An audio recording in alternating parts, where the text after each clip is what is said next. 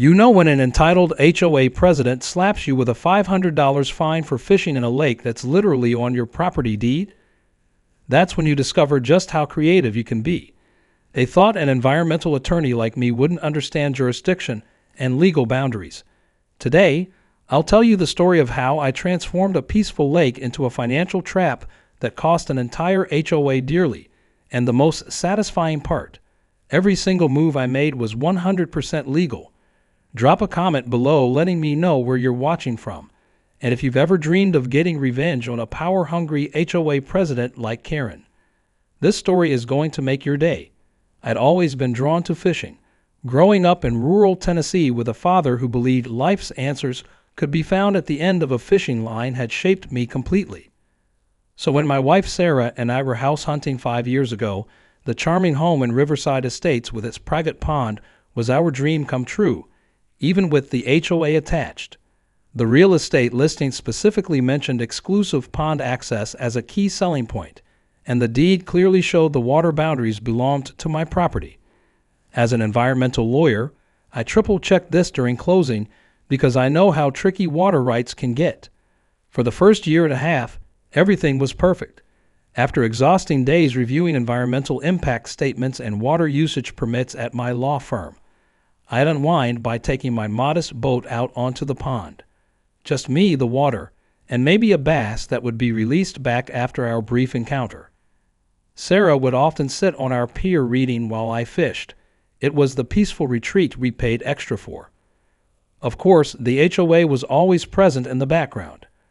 Riverside Estates kept its picture-perfect appearance through endless regulations. Grass couldn't be more than 2 inches high. Trash cans had to be hidden within 2 hours after pickup. Holiday decorations had absolute installation and removal deadlines. Minor annoyances, but acceptable trade-offs for the beauty and tranquility we enjoyed. That changed completely when Karen Mitchell was voted in as OA president 3 years ago. Within weeks of taking office, Karen transformed from a retired insurance executive with a collection of garden gnomes into the neighborhood's self-proclaimed sheriff. Suddenly, violation notices appeared on doors for the most ridiculous infractions. A garden hose visible from the street, a mailbox tilted by just a few degrees.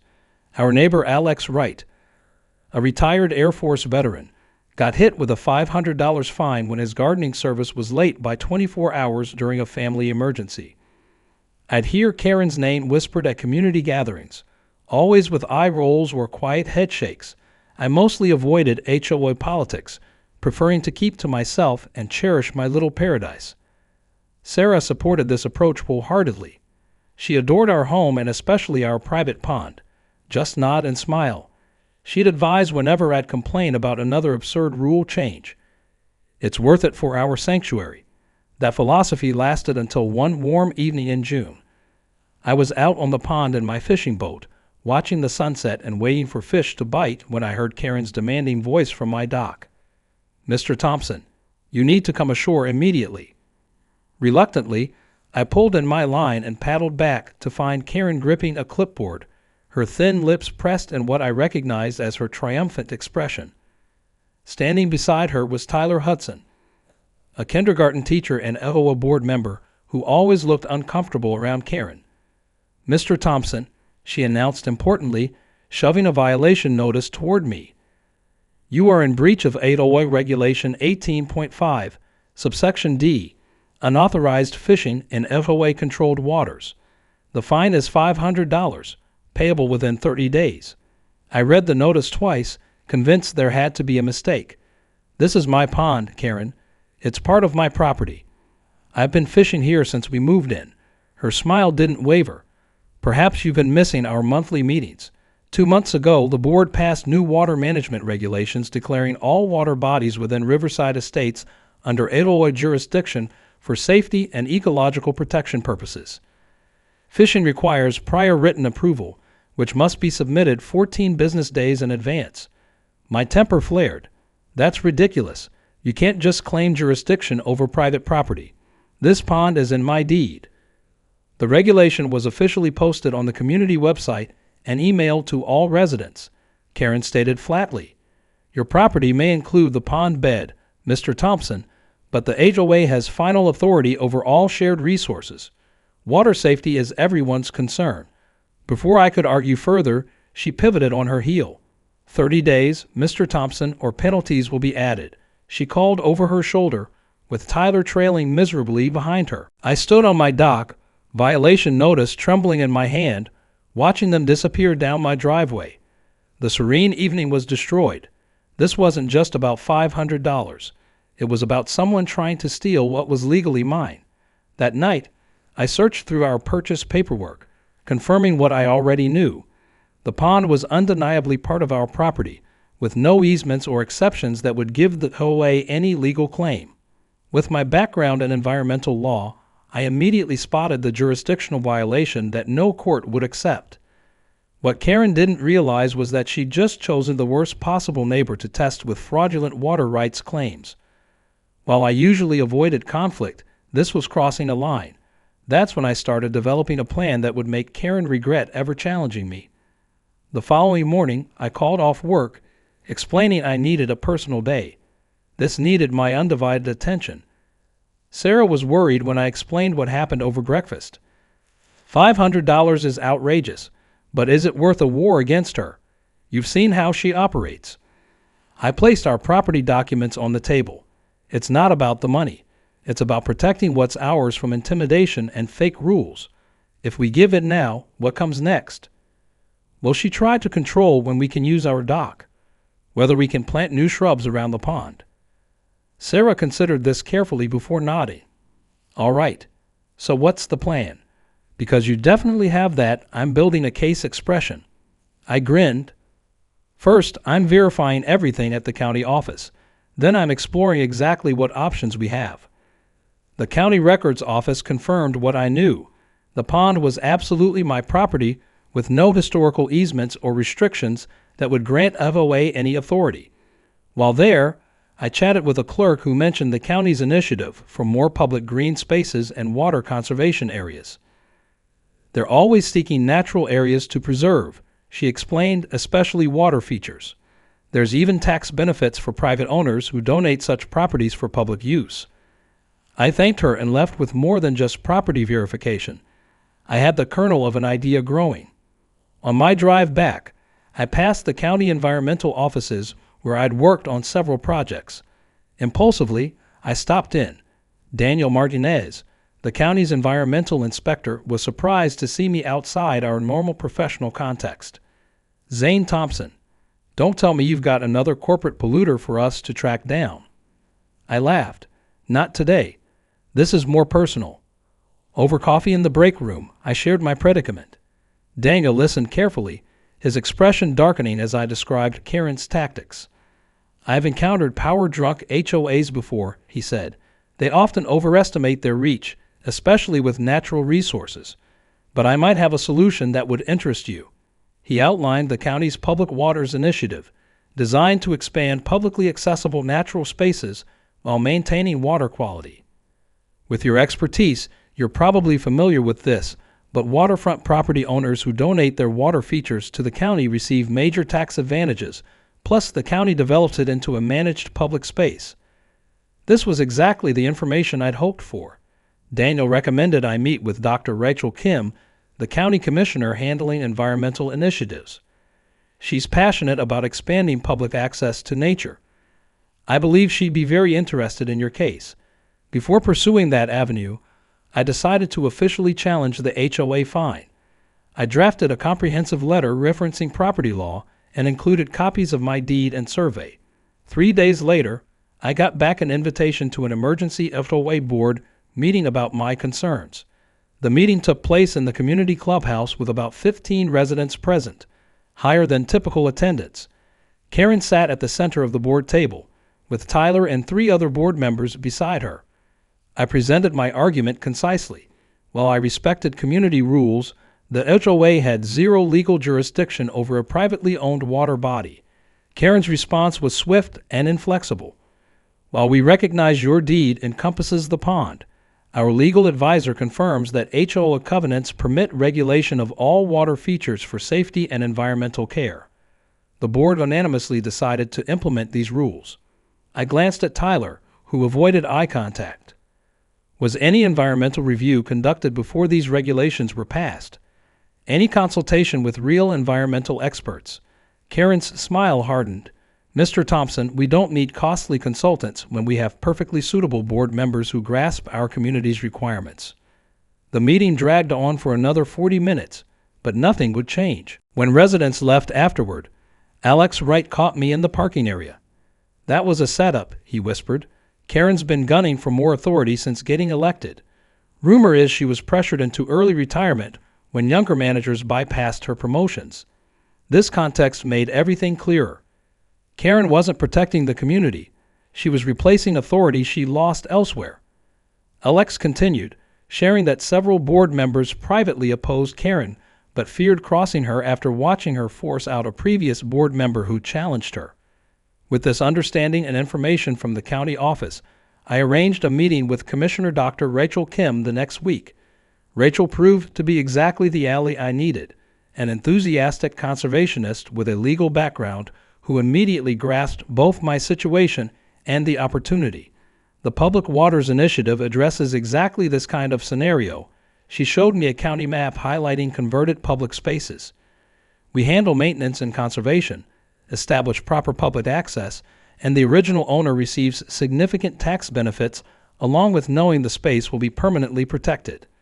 What about surrounding communities? I inquired. Rachel grinned, clearly understanding my unspoken question. They become regular users like everyone else. That includes applicable access fees for organized groups, which would encompass HOAs if they want to hold events or claim it as a community feature. Access fees. I couldn't hide my smile. Naturally, conservation and upkeep aren't free. For residential communities adjacent to county-managed natural spaces, there's an annual access charge based on household numbers. For a place like Riverside Estates, it would be roughly $3,000 yearly. As she detailed the donation process and timeline, the perfect solution emerged. I could safeguard my pond from Karen's power trip while creating a publicly accessible space benefiting the wider community and teaching Karen and her board about real jurisdiction. One more thing, Rachel mentioned as we finished. The donor receives naming privileges. It would remain Thompson Pond, with a dedication sign recognizing your contribution. I left with application paperwork and growing enthusiasm. This transcended a simple neighborhood dispute. It was about turning Karen's negativity into something constructive. When I shared my strategy with Sarah that evening, her first reaction was disbelief tinged with doubt. You want to give away our pond, the main reason we chose this house, the view we wake up to every day for 5 years. We sat on our back porch, the setting sun painting orange reflections across the water. Some ducks glided peacefully near the opposite shore. This had been our refuge, where we'd invested not just money but endless hours building memories. I know how it sounds, I spoke gently, taking her hand. But we're not giving it away. We're transforming it. We keep full access, maybe even improved access once the county installs proper fishing docks. Plus, they'd maintain it much better than we could alone. They'd create walking trails, educational signs about the environment. It would be preserved forever, not just while we own this place. Sarah pulled away, walking to the railing. And if we sell someday, this view, this private pond, it's at least 30% of our home's value. That's the interesting part, I explained, joining her at the railing. Rachel detailed the tax advantages. The donation generates substantial deductions over several years. Based on her calculations, the tax savings would probably exceed any property value loss. Plus, having a county-maintained park next door might even increase appeal for certain buyers. Sarah faced me, skepticism clear in her expression. And this isn't just about getting revenge on Karen, because I'm all for standing up to her bullying, but not at the cost of our biggest investment. It began that way, I confessed honestly. I was angry, but researching this option made me see it's an opportunity to create something superior to what we have now. Plus, I added with a slight smile, there's the bonus of Karen's HOA having to pay for access to what she's trying to claim for free. A slow grin spread across Sarah's face as it clicked. So she fines you $500 for fishing in your own pond, and your response is to make her pay thousands just to keep it as a neighborhood feature. $3,000 per year precisely. I smiled. Poetic justice, right?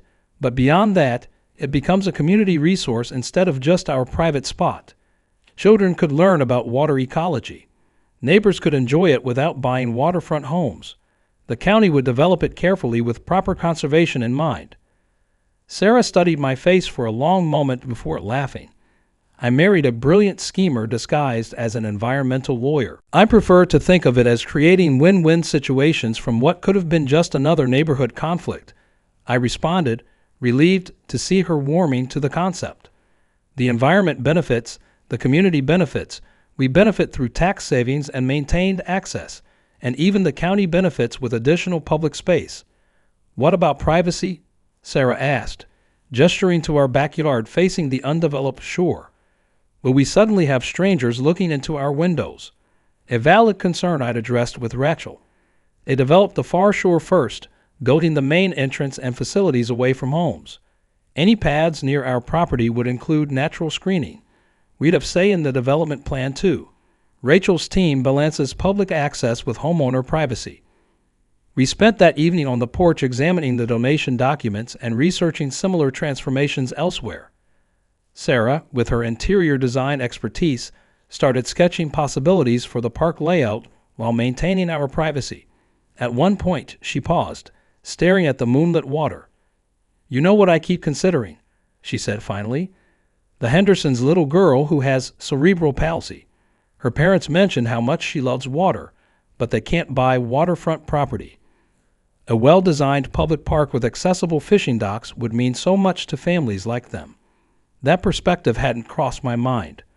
I had focused on justice and environmental stewardship, while Sarah instinctively saw the humanitarian aspect. It reminded me why we complement each other so well. By midnight, we moved from doubt to excitement. The more we researched and discussed, the more certain we became that this was the ideal answer. I'd protect the pond from Karen's abuse while promoting conservation and public access, all aligned with my professional values as an environmental attorney. The next day brought another HOA letter stating my $500 fine remained unpaid and would now accumulate interest at 2% monthly. I filed it away with a smile, knowing it would soon become meaningless in ways Karen couldn't imagine.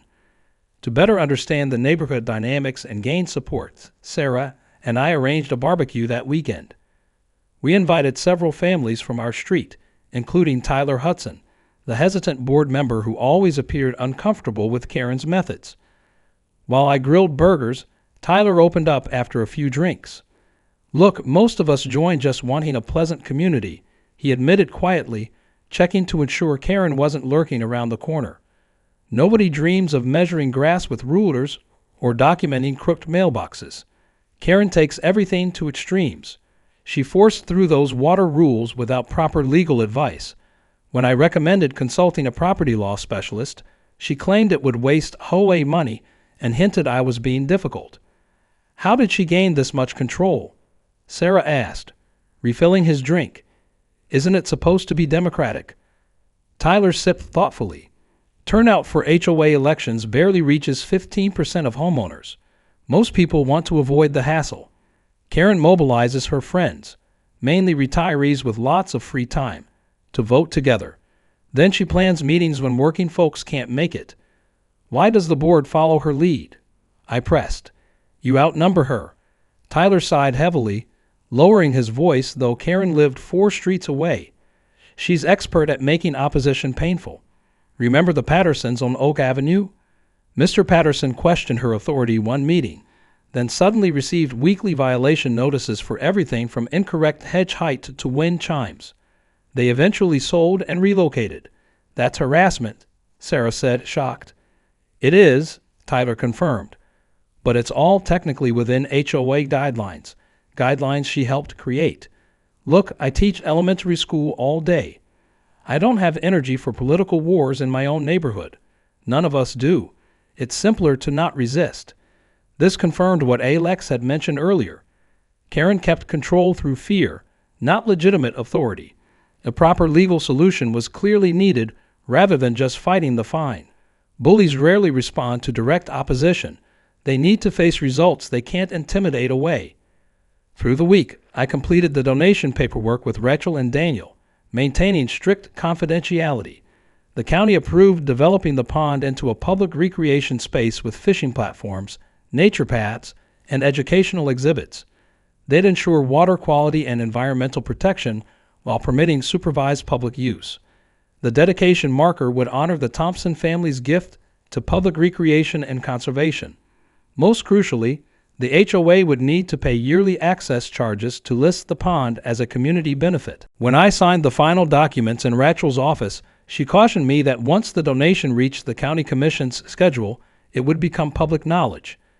If your HOA president is as difficult as you've described, prepare for serious backlash, she advised.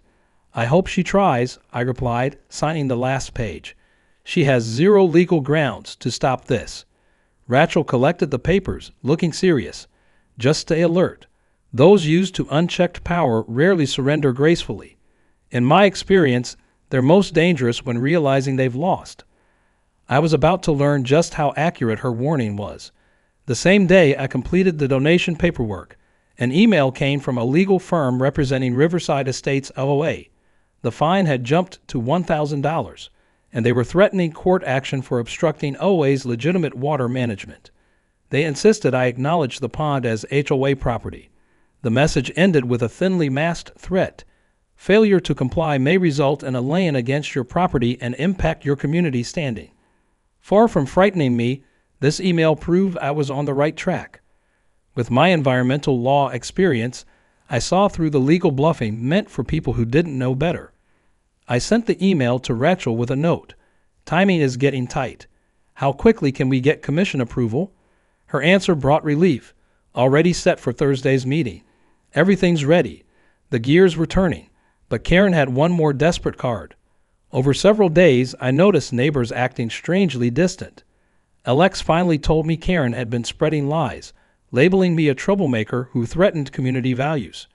She even suggested my careless fishing could pollute the pond and lower property values. Despite this, a core group of neighbors who dealt with Karen kept supporting me. Alex became my informant, updating me on HOA activities and Karen's movements. The night before the commission meeting, Alex texted, "Emergency FOA meeting called tonight. Topic: Water resource protection.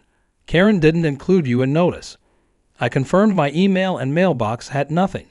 They were intentionally keeping me out of a meeting about my own property.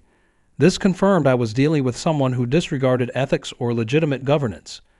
While getting ready for bed, my phone buzzed with texts from Alex containing photos. They showed Karen Tyler and 2 other board members placing HOA property, fishing prohibited without permit, signs around my pond after sunset. Caught them in action, Alex wrote. Waited until dark to do their sneaky work. I stored the images in a trespassing evidence folder, smiling despite the obvious violation. Karen had just provided exactly what I needed to show why county management would be better. Her timing couldn't have been worse. "Thanks, Alex," I responded. "This is exactly what we need. See you at the commission meeting tomorrow." "We'll definitely be there," came his quick reply. The county commission chambers were unusually full that Thursday morning. I arrived early to check my presentation with Rachel, making sure to add the trespassing photos. "This makes it even clearer," Rachel commented, reviewing the pictures. They documented their own misconduct perfectly. Right at 9:00, the meeting started. The pond donation was third on the agenda, and as the clerk announced the item, commotion erupted at the back. Karen had burst in with Tyler and several board members, their faces shocked and furious as they grasped what was happening. Called to speak, I presented everything clearly and calmly, highlighting the conservation benefits of county oversight and public availability. I described how the current circumstances had become impossible due to HOA misconduct, displayed the evidence of trespassing, and concluded, "As you see, proper management of this natural resource is urgently needed. As the lawful owner, I believe county donation through the Public Waters Program best ensures both preservation and fair access for all residents." Daniel followed with an ecological assessment of the pond, while Rachel outlined the legal basis and county advantages. It was thorough, professional, and left little room for challenge. When public comment began, Karen rushed to the microphone, red-faced with rage. This is a sneaky maneuver to bypass proper HOA oversight. Our bylaws explicitly state the board manages all water areas within boundaries for safety and conservation. Commission Chairman Michael Jefferson, a retired judge, peered at her over his glasses. Ms. Mitchell, the deed and survey clearly establish private ownership of this pond. Do you have documents proving HOA easements or authority over this specific area? Karen stumbled briefly. Our covenants grant us wide power to safeguard community assets. That's not my question. Chairman Jefferson cut in. Do you have documentation specifically authorizing your group to control this privately owned pond? Tyler approached with legal arguments about implied resource rights and security matters, but his accounting background was outmatched by the combined knowledge of an environmental lawyer, me, a legally trained commissioner, Rachel, and a retired judge, Chairman Jefferson.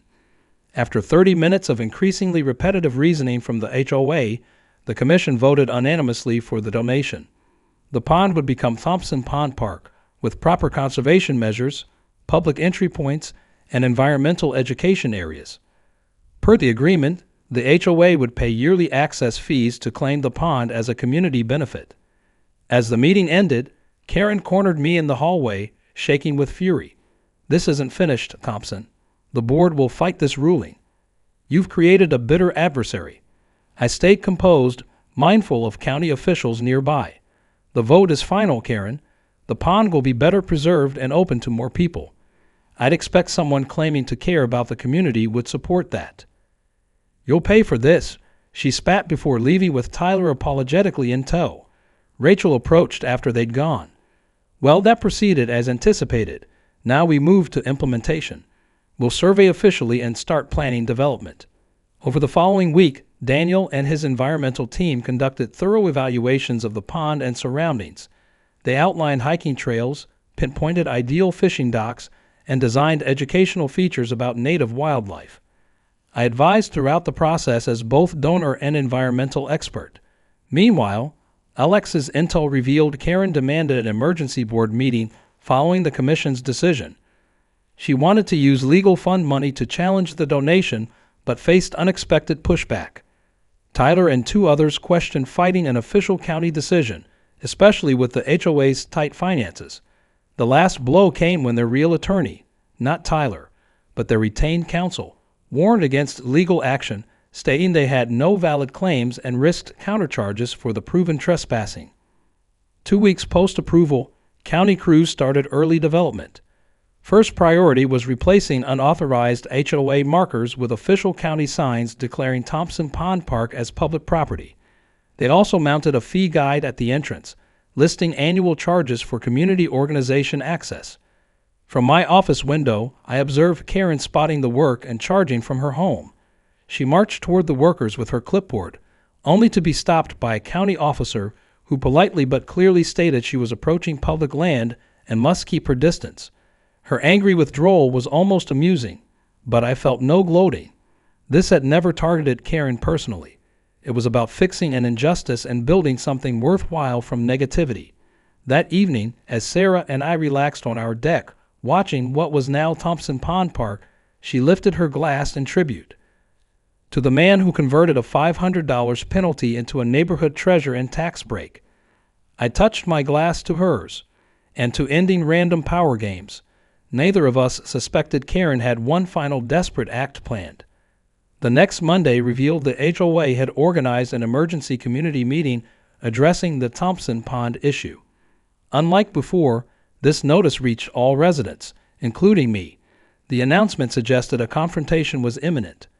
Sarah and I chose to attend, ready for what would certainly be tense.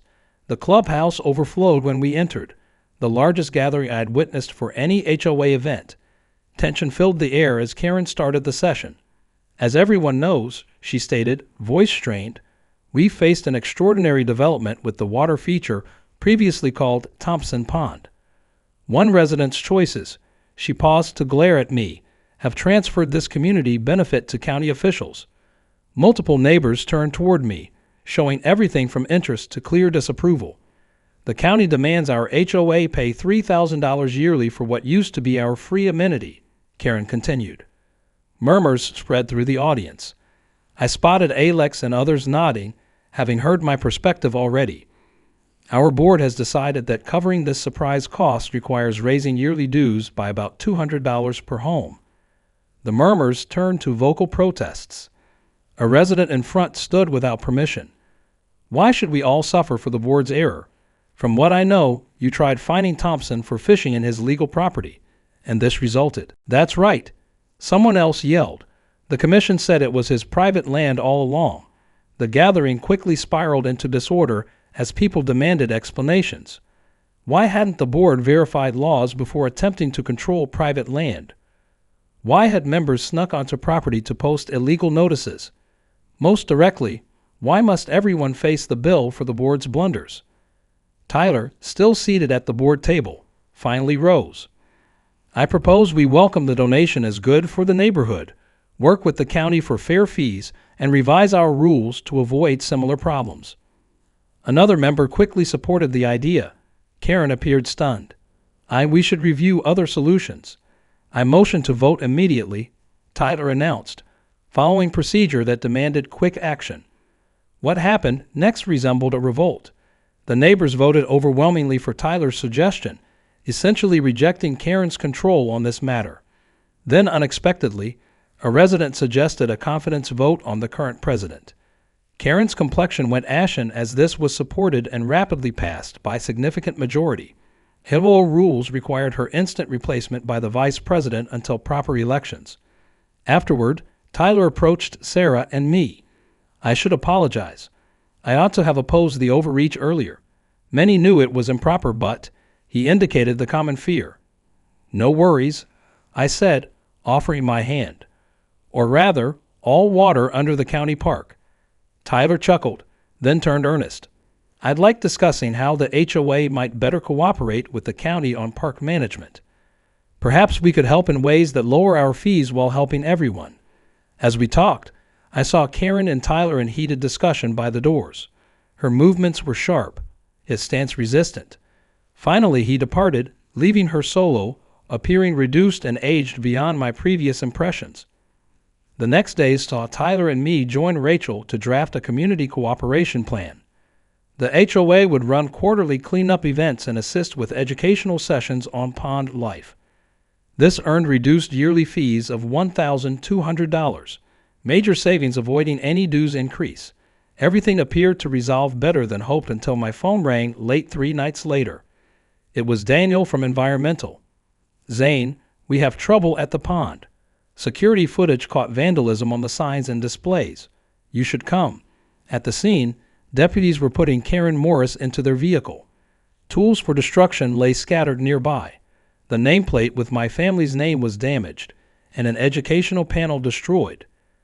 She triggered our sensors after attacking signs earlier, Daniel said sadly. Multiple cameras captured everything. I wasn't satisfied seeing Karen arrested, just deeply saddened she'd reached this extreme. Tyler came quickly, appearing mortified and beaten as he talked to officers before departing alone. Morning brought quick news about Karen's actions. She faced criminal vandalism charges while Tyler had moved out, allegedly staying with their child in Texas. A week afterward, Karen received a plea offer, fines plus 100 hours working at county parks, given her clean history. The reformed HOA board asked me to join as environmental consultant. I declined officially but agreed to informal help when required, thinking it better to keep distance between my donor role and any governance. 30 days post-vandalism, the county celebrated Thompson Pond Park's official launch. The restored setting included fishing docks, walking trails with learning stations, and a group shelter. The new dedication marker recognized our family gift to public spaces and conservation. Speaking at the occasion, I addressed neighbors who'd initially mistrusted my plans, but now valued the upgraded facility. I discussed shared outdoor spaces and environmental protection for coming generations, avoiding mention of past arguments or Karen's situation. Some wins are better left unspoken. 2 days following the launch, an unexpected guest arrived. Tyler Morris stood uncomfortably on my doorstep, looking unlike the polished executive accompanying his wife to HOA events. His frame was bent, appearance somewhat unkempt. "I apologize for interrupting," he started. "I wanted to talk before leaving permanently." I welcomed him inside. Offering drinks, he declined. We settled in my den, the pond visible behind us. "I need to say sorry," he stated firmly, "not just for Karen's behavior, but enabling it." I saw her errors, but found excusing easier than opposing. I remained quiet, uncertain what he needed. "Our relationship hasn't been sound for ages," Tyler went on. "Retirement devastated Karen more than visible. Her company pressured her exit during changes, replacing her with juniors despite her years there. Being HOA leader became her substitute." "That's unfortunate," I replied neutrally, though it doesn't justify targeting others or breaking rules. "No excuse," he answered promptly. "I'm not defending, just seeking understanding myself." He hesitated. "I'm divorcing after the destruction. I saw I've been supporting harmful actions that damaged us and others. Moving to join our daughter in Texas now. What's Karen's future?" I inquired eventually. He exhaled heavily. "She's leaving after paying penalties. Her sister invited her to Arizona for fresh starts. No monster. Someone who lost standing and handled it badly." After Tyler departed, I sat outside thinking about broader effects of refusing a basic fine. I'd succeeded defending my rights and improving the community, but the personal damage exceeded my expectations. Sarah found me, resting her hand on my back, looking thoughtful. "Everything all right?" I shared Tyler's conversation. She heard completely before replying. "You didn't create their troubles.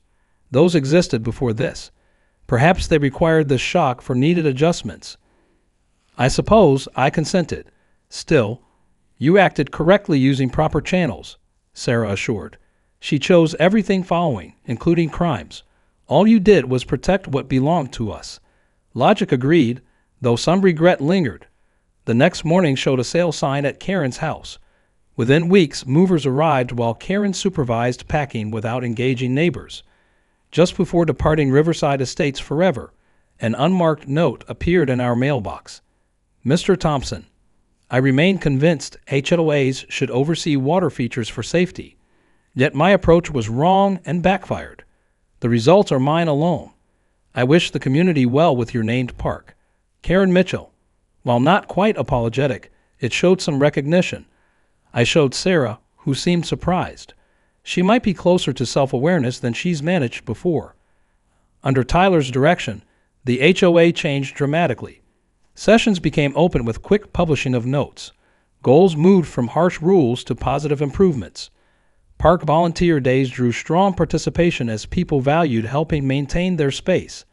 1 year post-donation, environmental reports confirmed major gains in water cleanliness under expert management. Native species flourished, and school nature programs proved loved by area educators. The county highlighted our partnership as model cooperation in their magazine. The lowered $1,200 charge easily fit the budget, and with smarter operations, the HOA even trimmed regular fees while keeping all functions. I continued fishing often, though now sharing prime locations with fellow residents. I began leading monthly classes for young people about sustainable fishing and pond preservation, amusingly supervising proper fishing in the very place I'd struggled to access independently. One September morning, about a year and a half since this started, I was fishing from a new dock when Alex found me. Here the county's connecting more paths around everything, adding more signs too. "Yeah," I responded, casting out. "That cooperation deal works better than expected. Volunteer upkeep reduces county expenses while we save on charges and get upgrades we'd never managed alone." Alex stayed quiet, reeling slowly. "Any updates on Karen?" "Tyler sends occasional news through the board. She's in Arizona now. Residents said she volunteers on their garden group. No leadership, though." Alex smiled. "Best for all." After pause, "Never expected community revolution from you." "Always seemed conflict-free." "Generally true," I admitted, though there's avoiding pointless fights versus protecting principles. Environmental law taught me sometimes you must act, particularly for nature. Certainly helped, Alex stated strongly. Beyond just the pond, but overall climate. People connect openly at functions now instead of fearing reports for small issues. He spoke truth. Community spirit rebounded more than expected. Without Karen's intimidation, actual interactions happened. Events filled up, and casual groups met frequently at the pond. Tyler won formal election through promises of fair governance and quality living. His initial action was overhauling rules to remove many pointless restrictions from Karen's era. Next spring, we arranged a fishing contest with age groups. Watching families use the area, I considered alternate endings if I'd simply paid that first $500.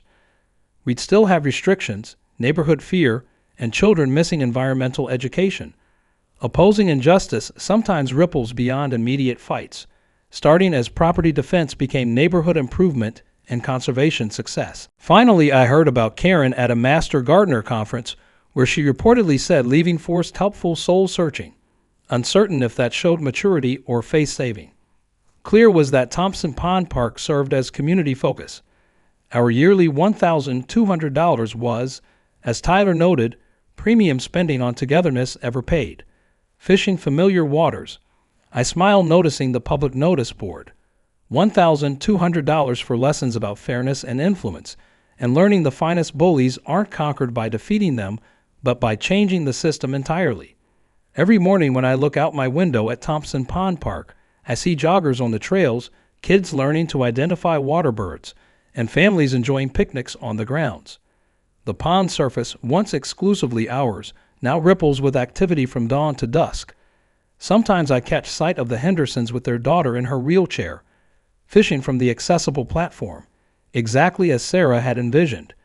The tax benefits Rachel promised materialized beautifully.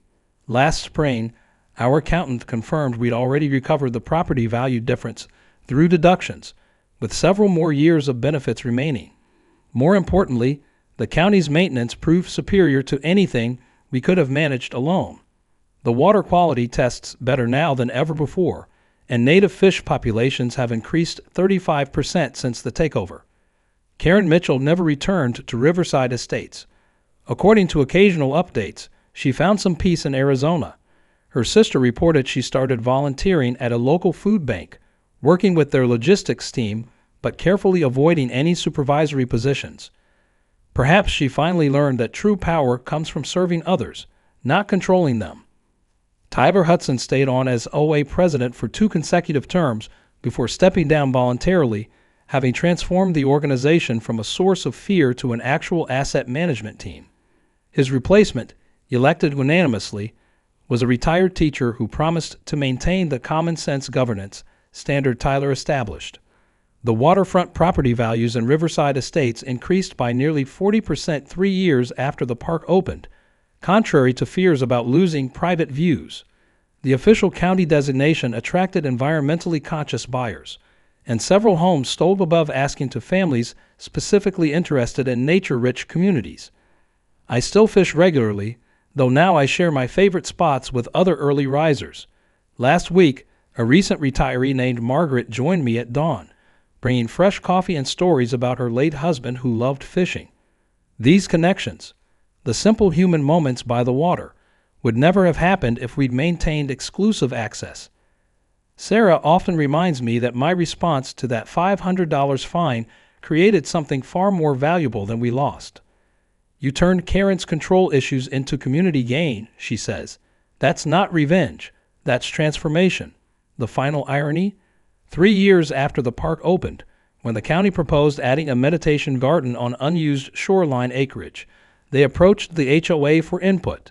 The board enthusiastically endorsed the plan, pledging additional volunteer hours to help maintain it. They even offered to increase their annual fee to $2,000 if it would accelerate development. At the groundbreaking ceremony, Tyler pulled me aside. You know what's funny? Karen fighting against public access probably created more public engagement than any other decision in this neighborhood's history. She tried to take something away and accidentally made everyone invest more in protecting it. Sometimes justice arrives wrapped in unexpected packages.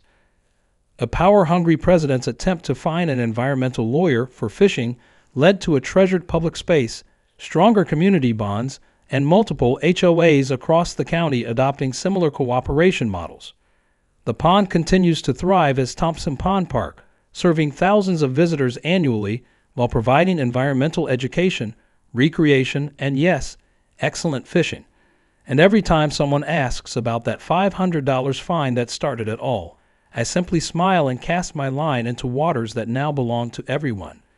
Because that's the real victory, not defeating one difficult person, but creating something that outlasts petty conflicts and enriches an entire community for generations to come.